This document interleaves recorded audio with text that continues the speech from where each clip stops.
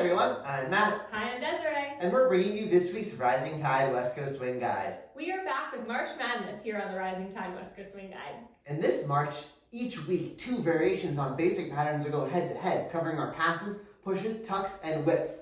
You, as a viewer, get to vote which option you want to win. Option 1, vote by leaving a like. To vote for option 2, leave a comment. In our final week, we're going to demo all the patterns in our winner's bracket and our loser's bracket as separate, different sequences. So you won't want to miss that. For our next March Madness bracket, it is our push break or sugar push variations. So we're going to do 2 for you. We're going to do one that is a cutoff variation and another is a circular variation, both taking advantage of angles. So option 1 is our cutoff variation.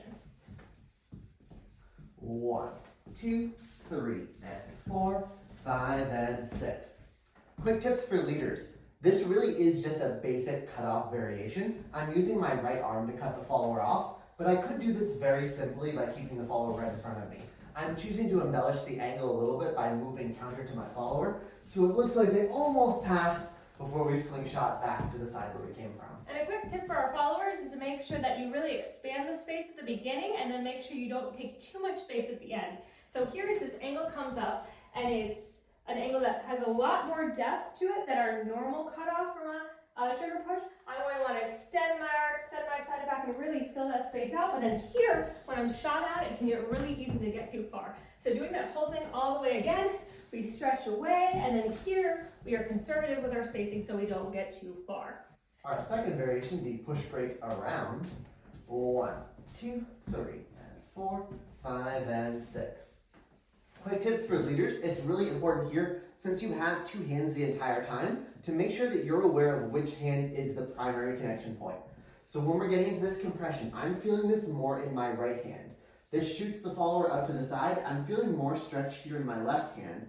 And then as we go around, it's kind of a mix between the 2 hands where we finish in a fairly balanced connection between the 2 hands. And tip for our followers, I could also, just like our last move, get way too far away here. In particular, if I try to make my footwork similar to my traditional push break footwork. So instead, what I like to do, 2, we have compression here, 3 and 4, is take that 4 out to the side. There's a little bit of stretch here. And then as I walk back, I'm going to take my right foot in front of my left and then stretch away on my left. So don't be afraid to take those feet in front of each other as opposed to behind, because you don't want to break that frame.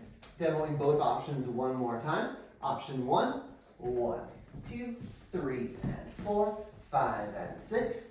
Option 2, 1, 2, 3, and 4, 5, and 6.